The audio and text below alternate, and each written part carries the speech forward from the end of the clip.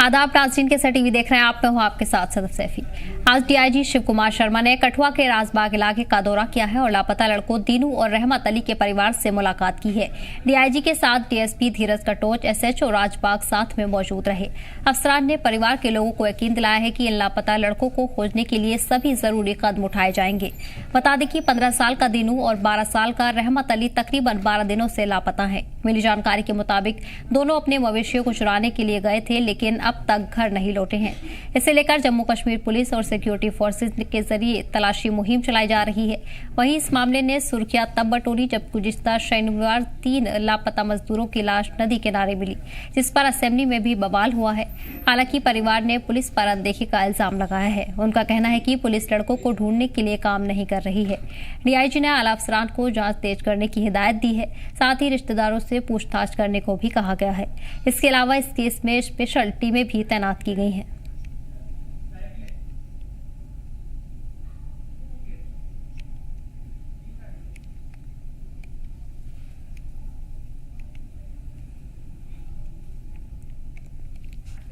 और फिलहाल आपको बता दें कि अफसरान की तरफ से लगातार दोनों लड़कों को ढूंढने की कोशिश की जा रही है। इस मामले में स्पेशल टीमों को तश्कील करने के ऑर्डर भी अफसरान की तरफ से जारी किए गए हैं। वहीं परिवार की तरफ से भी लगातार पता लगाने की कोशिश की जा रही है। साथ ही साथ आपको बता दें कि ऑफिसर्स की तरफ से ऑर्डर जारी किए गए हैं और सख्त से सख्त नजर इस मामले पर अब तक बनी हुई नजर आ रही है।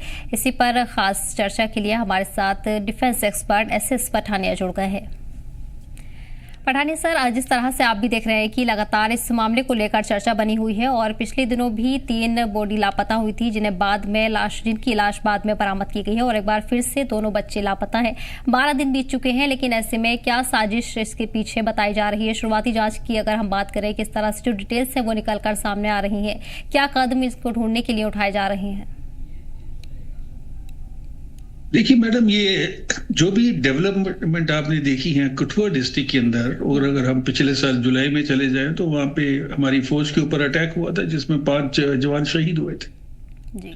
अभी आहिस्ता आहिस्ता जो कठुआ है वो मिलिटेंसी का एक गढ़ बनता जा रहा है, जिसके अंदर ये जो कुछ हमारे अंदर के लोग हैं वो भी इसके अंदर मुलम्बिस हो गए हैं। जहां तक पाकिस्तान की आईएसआई का सवाल है, वो अपनी स्ट्रेटेजी लगातार बदल रहे हैं और ये एक नई स्ट्रेटेजी सामने आई है, जिसमें आपने देखा होगा कि बिलावर के अंदर 3 हिंदुओं की हत्या की गई। उसके बाद अभी ये जो 2 बच्चे राजबाग से लापता हुए हैं, ये मुस्लिम समुदाय के। तो कहीं ना कहीं ये कोशिश की जा रही है कि सांप्रदायिक टकराव को बढ़ाया जाए और दोनों कम्युनिटियों के बीच में एक दुश्मनी की भावना को पूरी तरह से अमल किया जाए। और उसके लिए भी इनके पास 2 ऑप्शन है। अगर हम इसको पूरा देखें कि अगर आईबी की हम बात करते हैं, बिकॉज कठुआ के अंदर अगर इन्फिल्ट्रेशन करना है मिलिटेंट ने, तो वो आईबी के थ्रू आएंगे, नालों को यूज करेंगे और उसके बाद अपने सेफ हेवन में चले जाएंगे जहां पे उनको लोकल सपोर्ट मिल रही है। अभी ये जो घटनाएं हुई हैं, इसके अंदर क्या मिलिटेंट इन्वॉल्व है? अनलाइकली, क्योंकि मिलिटेंट को ऐसे टास्क नहीं दिए जाते। ये टास्क दिए जाते हैं जो स्लीपर सेल्स हैं, जो OGWs हैं, और जो लोग जो कट्टरवादी हैं, जो अपने धर्म के लिए जो अपने आप को जस्टिफाई करने की कोशिश करते हैं और ऐसी इंसिडेंट को सरंजाम करते हैं। अभी सवाल ये है कि ये अगर हो रहा है तो हम लोग क्या कर रहे हैं? हमारी देखिए, ये पुलिस का मामला है, इसके अंदर फौज की इन्वॉल्वमेंट नहीं है। और भी आपने देखा होगा कि कल भी सांबा सेक्टर के अंदर एक फायरिंग हुई थी, हमारे बीएसएफ ने फायरिंग की, क्योंकि कुछ वहां से मिलिटेंट जो है वो इन्फिल्ट्रेट करने की कोशिश कर रहे थे। तो इन सारी चीजों को अगर एनालाइज किया जाए तो ये एक बहुत बड़ी साजिश है और उसमें हम सफल नहीं हो पा रहे हैं। और उसकी सबसे जो बड़ी वजह है वो 2 वजह है, आप मान के चलिए। एक तो हमारी इंटेलिजेंस जो है उतनी चाक चौकस नहीं है जितनी होनी चाहिए। दूसरा, हमारी जो पुलिस का जो डोमिनेशन है, क्योंकि इनके पास भी खबरें हैं, इनके पास भी चौकी लेवल तक इनका डिप्लॉयमेंट है, ये पेट्रोलिंग करते हैं, इनके पास अपने सोर्सेज होते हैं जो ह्यूमन इंटेलिजेंस जिसकी हम बात करते हैं। तो हमें उस दिशा के अंदर अपना प्रयास करना चाहिए और जितनी जल्दी ये जो परपेट्रेटर हैं, चाहे किसी भी मजहब के हों, उनको एग्जेम्पलरी पनिशमेंट मिलनी चाहिए ताकि लोग बाद में ये जरूरत ना करें। इसके लिए सर्विलेंस और डोमिनेशन ऑफ एरिया वो बहुत जरूरी है। कॉर्डन एंड सर्च जो भी पुलिस कर रही है उसका एक अलग से पर्पस है, कि उस एरिया के अंदर आप कॉर्डर सर्च कीजिए, अगर जो मिलिटेंट, जैसे खबर आई है कि 5-6 मिलिटेंट वहां घूम रहे हैं, उनको पकड़ा जाए, but they may get caught, they may not get caught. लेकिन जब हमारी ह्यूमन इंटेलिजेंस है, लोकल स्पोर्ट, इनको हम बंद कर देते हैं, एरिया डोमिनेशन करते हैं, एरिया पेट्रोल करते हैं और आईबी को पूरी तरह सील कर देते हैं, तो कहीं ना कहीं हमारा जो सोल्यूशन है इस प्रॉब्लम का वो निकल सकता है। बिल्कुल पठानी जी, जैसा कि आपने भी कहा और उम्मीदें यही जताई जा रही हैं कि दहशतगर्दाना तंजीमें ही इसके पीछे हो सकती हैं, और आपने कहा है तो साफ जताया जा सकता है कि दहशतगर्दाना गतिविधि इसके पीछे पूरी तरह से हो सकती है। लेकिन कहीं ना कहीं ये भी बेहद दुख की बात है कि इसे सियासी रंग देने की भी कोशिश की जा रही है। पिछली बार तो 3 लोगों की बॉडी बरामद की गई, वो तीनों हिंदू थे, लेकिन अब देखा जाए तो इस मामले में नया मोड़ सामने आ रहा है। 2 बच्चे लापता है, 12 दिन हो चुके हैं, लेकिन वो दोनों मुस्लिम है। इस मसले को आप किस तरह से देखते हैं? देखिए, हाइब्रिड वॉर एक कंसेप्ट है। मिलिटेंसी के साथ अगर हाइब्रिड वॉर को आप जोड़ दें तो ये ऐसी घटनाएं जो है, और तंजीमों को छोड़िए, इसके अंदर पाकिस्तान की पूरी इन्वॉल्वमेंट है, और ये सारी जो स्ट्रेटेजी है ये आईएसआई की है। अभी सवाल ये है कि हम प्रोएक्टिव क्यों नहीं हो सकते? हम अपने घर को क्यों नहीं संभाल सकते? आईएसआई को छोड़िए, वो अपना काम कर रही है, करती रहेगी, उसका हमें कंडेम करने से कोई फायदा नहीं है, लेकिन आप अपने घर की हिफाजत करें, हम अपने लोगों की हिफाजत करो। जहां तक राजनीति का सवाल है, देखिए बहुत ही दुखद विषय है कि हमारे पॉलिटिशियन ऐसे सेंसिटिव मुद्दों पे भी, जहां पे हमारी देश की सुरक्षा इन्वॉल्व है, जहां हमारे लोगों की जान इन्वॉल्व है, उसके अंदर भी वो राजनीति करते हैं। तो हमारा जो राजनीति का स्तर है वो भी बहुत गिर चुका है। मैं सारे लोगों से ये निवेदन करूंगा जो अपने आप को पॉलिटिकल लोग बोलते हैं कि काइंडली एक डिफरेंशिएट कीजिए कि हमारी देश की सुरक्षा और हमारे लोगों की सुरक्षा, उसके बढ़कर पॉलिटिक्स उसके आगे नहीं होनी चाहिए। और आपको सबको मिलके, मैं ये नहीं बोलता कि एक अभी एनसी उसके साथ जो पावर में है और उसके बाद बीजेपी अपोजिशन में बैठी हुई है, तो इनको ऐसे मुद्दों के अंदर सामने आना चाहिए और ऐसी मैसेज नहीं देना चाहिए, क्योंकि ये मैसेज ना सिर्फ हमारे देश में जाता है बल्कि पूरे विदेशों में भी ये मैसेज जाता है, और ये एक बहुत ही पुअर इमेज प्रोजेक्ट करता है जम्मू कश्मीर की, और उसके बाद अगर बात करें पूरे देश की। जी बेशक। पठानी जी, आप बने रहिए हमारे साथ। और वही कठुआ से हमारे नुमाइंदे हरप्रीत भी जुड़ गए हैं। हरप्रीत, फिलहाल के अपडेट इस केस पर मिल रहे हैं? जिस तरह देखा जा रहा है डीआईजी पूरी तरह से नजर बनाए हुए हैं, साथ ही साथ स्पेशल टीमें तैनात करने के भी उन्होंने ऑर्डर दिए हैं। जी, मैं अगर जिला कठुआ की बात करूं तो जिला कठुआ में पिछले कई दिनों से मैं अगर बात करूं तो जिस तरीके से आतंकवादी गतिविधियां घट रही हैं, और कहीं ना कहीं जब लोग लापता हो जाते हैं तो कुछ दिनों के बाद उनके शव है वो बरामद होते हैं। वहीं अगर मैं बिलावर की बात करूं तो बिलावर में भी गत फरवरी की 15 फरवरी और 16 फरवरी में 2 भाइयों के गुम होने की खबर थी, वो कहीं ना कहीं मिली थी और वो लापता हो गए थे। उसके बाद 2 दिन के बाद उनके शव मिलते हैं। वहीं अगर मैं बात करूं तो 5 मार्च की 3 जो लोग हैं वो बिलावर के जो गांव है लोहाई मलार के इलाके में बारात समारोह के लिए जाते हैं और 5 दिन के बाद उनके शव मिलते हैं। कहीं ना कहीं सनसनी कठुआ जिले में पूरी तरह से फैल गई है। वहीं अगर ताजा में मामले की बात करूं तो ताजा मामला जो राजबाग पुलिस स्टेशन के अंतर्गत आता है, हरदोई मुट्ठी पंचायत का इलाका है, ये राजबाग पुलिस स्टेशन की जुडिक्शन में आता है। वहां से 2 नाबालिग बच्चे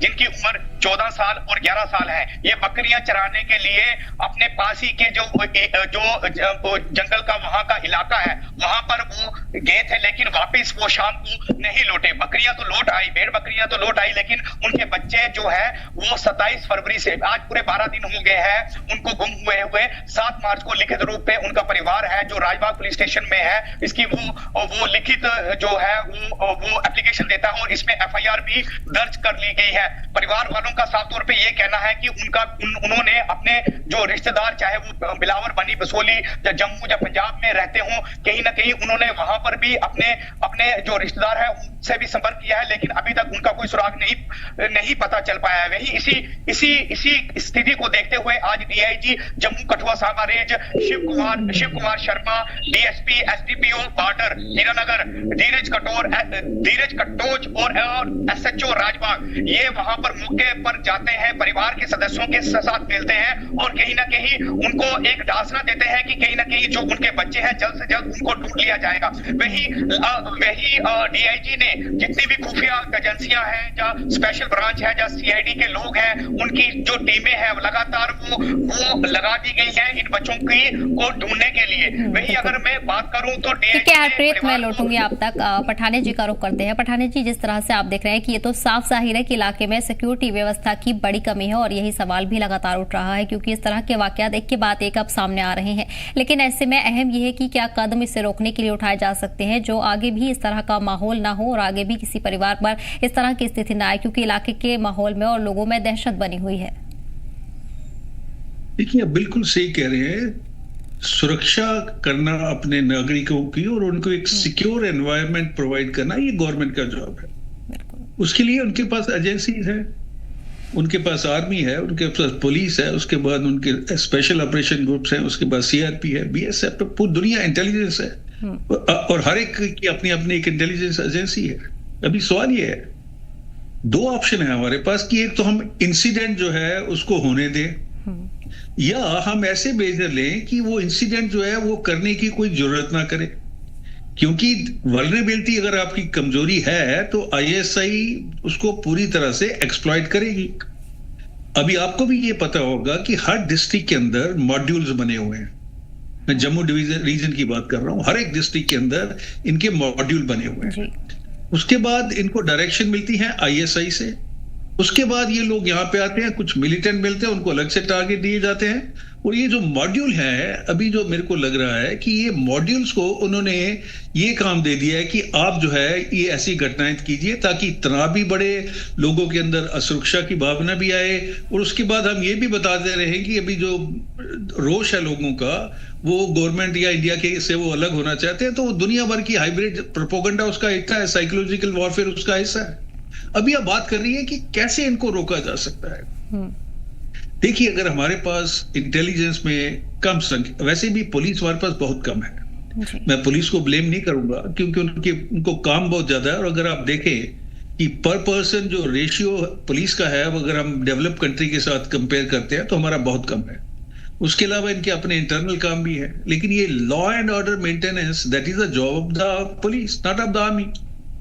अभी आईबी से क्रॉस करके आए हैं, उसके बाद ये जो मॉड्यूल है वो फंक्शन हो रहा है। वो कैसे फंक्शन हो रहा है? अगर हमारी जो इंटेलिजेंस एजेंसी और पुलिस जो है पूरी तरह से तैयार है तो वो क्यों काम कर रहे हैं? उसके बाद स्लीपर सेल्स को आप एक बार ये एक काम दे दीजिए ऐसी घटना करने का, उसके बाद वो काम करके वो फिर सो जाएगा। ओजीडब्ल्यू का हमारे पास डिटेल है, स्लीपर सेल्स की हमारे पास डिटेल नहीं है। वो डिटेल जो है हासिल करना बहुत जरूरी है और लोगों को ये नॉलेज देना बहुत जरूरी है कि अगर कल किसी के साथ हो रहा है तो कल आपके साथ होगा। और लोगों की जो ह्यूमन इंटेलिजेंस है उसके ऊपर बहुत ही ज्यादा जोर देने की जरूरत है। हमें सोर्सेस क्रिएट करने पड़ेंगे, हमें एरिया को कॉमिंग करनी पड़ेगी, उसकी डोमिनेशन करना पड़ेगा, तभी लोगों के अंदर सुरक्षा की भावना आएगी। अगर हम सिर्फ मीटिंग करते हैं, देखिए अभी कल होम सेक्रेटरी आए थे, मीटिंग हुई, उससे पहले दिल्ली में बहुत मीटिंग हो चुकी है, यहाँ पे यूनिफाइड कमांड का कंसेप्ट भी है जिसका हिस्सा अभी चीफ मिनिस्टर नहीं है। तो ये सारी चीजें हैं, चीफ मिनिस्टर को उसका हिस्सा होना चाहिए, क्योंकि अगर हम अलग अलग प्लेटफॉर्म से मिलिटेंसी और ये जो हाइब्रिड वॉरफेयर है इससे अब लड़ने की कोशिश करेंगे इन ए कंपार्टमेंटल मैनर, तो उससे हमारा रिजल्ट नहीं निकलेगा। सारी इंटेलिजेंस एजेंसी जो है they have to be under one flag और one umbrella, then they have to share the information with each other. उसके बाद ऑपरेशन इंटेलिजेंस को आप कोरोबोरेट कीजिए, उसके बाद जो एक्शनेबल इंटेलिजेंस आप आती है उसको पुलिस के साथ, आर्मी के साथ शेयर कीजिए। तो सारे जो प्लग कीजिए गैप्स को। और सबसे बड़ा जो जरूरी है कि आईबी की, देखिए हमारी आईबी के अंदर वहां पे वायरिंग लगी हुई है, कोबरा वायर्स हैं, वहां से पास करना मुश्किल नहीं है। दीवारें बन रही हैं 10 फुट नीचे ताकि टनल भी ना बन सके। ये लोग आते कहां से? नाले या दरिया से। उसके दोनों तरफ आप बनाइए, सर्विलेंस रखिए उनको 24/7। जब ये सारी कार्रवाई आप करेंगे, आप देखेंगे कि जो आने वाला है this will serve as a deterrence. Mao ने कहा था कि इंसर्जेंट या मिलिटेंट एक मछली के समान है जो लोगों के बने पानी में तैरता है। उसको अगर मछली को आप पानी से अलग कर देते हैं तो फिर वो सारा जो खेल इनका है वो खत्म हो जाएगा, और हमें उस लाइन पे कंसंट्रेट करने की जरूरत है कि लोगों से मिलिटेंट को अलग किया जाए, लोगों को कॉन्फिडेंस में लिया जाए, एक इंफॉर्मेशन ग्रिड बनाया जाए, एरिया ग्रिड बनाया जाए। और जो विलेज डिफेंस कमेटी जिसकी हम बात करते हैं वो कहाँ है मेरे को नहीं पता अभी, उनको क्या ट्रेनिंग दी गई है कोई पता नहीं है। पब्लिक के साथ ये इंफॉर्मेशन शेयर होनी चाहिए। विलेज डिफेंस कमेटी को उनको अच्छी पे मिलनी चाहिए, तभी वो काम करेंगे। उनको अच्छे वेपन मिलने चाहिए, अच्छी ट्रेनिंग मिलनी चाहिए, और सबसे बड़ी बात यह है कि उनको एक सिक्योरिटी मिलनी चाहिए। आपने पिछले देखा होगा भद्रवाह में वो जो विलेज डिफेंस कमेटी थे, 2 लड़कों को उठा के ले गए थे वो जी मिलिटेंट, उसके बाद उन्होंने उसकी हत्या कर दी। तो ये सारी चीजों का संज्ञान लेना बहुत जरूरी है। एक होलिस्टिक अप्रोच चाहिए हमें मिलिटेंसी से डील करने के लिए, जिसमें हम अपने पूरे सोर्सेज या वेयर विदऑल जो हमारे पास है उसको यूज करें। अगर उसमें कमी है तो उसको बढ़ाया जाए, पुलिस बढ़ाई जाए, इंटेलिजेंस एजेंसी, वो इतना बड़ा देश है, इतना पावरफुल देश है, तो लेकिन पता नहीं क्यों नहीं कर रहे हैं, दैट आई डोंट नो। बिल्कुल। हरप्रीत, इस दौरान किस तरह से इलाके को देखा जा रहा है? क्या तकनीक ढूंढने के लिए तलाशी मुहिम में इस्तेमाल की जा रही है? कितनी तादाद में जो सुरक्षा बल है और पुलिस सिक्योरिटी है वो तैनात की गई है? क्योंकि जिस तरह से पुलिस अफसरान ने यकीन परिवार को दिलाया है कि हर मुमकिन कदम उठाए जा रहे हैं और आगे भी सख्त कदम उठाने की तैयारी है। जी, मैं अगर बात करूं तो राजबाग पुलिस स्टेशन की बात करूं, हीरानगर पुलिस स्टेशन की बात करूं, लखनपुर पुलिस स्टेशन की बात करूं, कठुआ के पुलिस स्टेशन की बात करूं, जहां अलग अलग जो चौकियां हैं जो एक बॉर्डर जो स्टेट है हमारी जम्मू कश्मीर की, उसकी सरहद पंजाब के साथ भी लगती है, हिमाचल के साथ भी लगती है। अलग अलग पुलिस थानों को इत्तला दे दी गई है, उनके जो फोटोग्राफ्स हैं उनको सर्कुलेट कर दिया गया है, और कहीं ना कहीं लोगों से भी एक अपील की गई है, और ये कहा गया है कि जब भी ये जो नाबालिग बच्चे जिनकी उम्र 14 और 11 साल है, जब भी वो कहीं मिलते हैं तो उनको वो कठुआ पुलिस को है वो लगातार वो सूचित करें, और अलग अलग टीमें हैं वो गठित कर दी गई हुई हैं। वहीं अगर सुरक्षा एजेंसियों की बात करें, या सीआईडी या स्पेशल ब्रांच या इंटेलिजेंस की बात करें, तो उन सभी को जो है वो निर्देश दे दिया है कि आखिर ये बच्चे पिछले जो 12 दिनों से लापता है। अगर मैं 27 फरवरी की मैं बात करूं तो 27 फरवरी से जब ये बकरियां चराने के लिए अपने घर से निकले थे, लेकिन वापस ये नहीं लौट आए हैं। 7 मार्च को एफआईआर है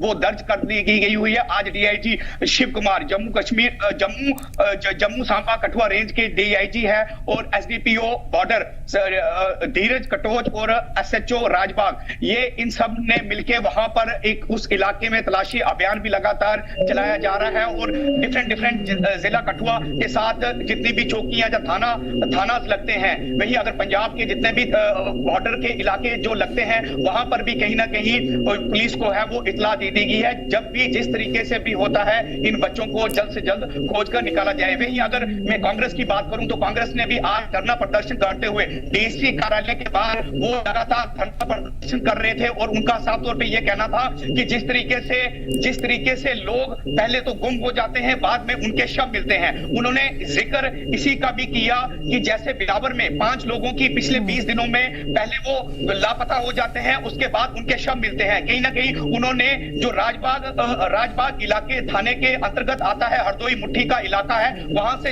ये जो 14 और 11 साल के बच्चे हैं उनको भी लेकर वो कहीं ना कहीं इशू उठाया है, और कहीं ना कहीं सवालिया निशान है वो पुलिस प्रशासन और खुफिया तंत्र के ऊपर उन्होंने अपनी जो बात है वो रखी है, और वो कहीं ना कहीं मांग की है कि जिस तरीके से जिला कठुआ में लगातार इस तरीके की घटनाएं घट रही हैं, इनके ऊपर अंकुश लगाया जाए। जी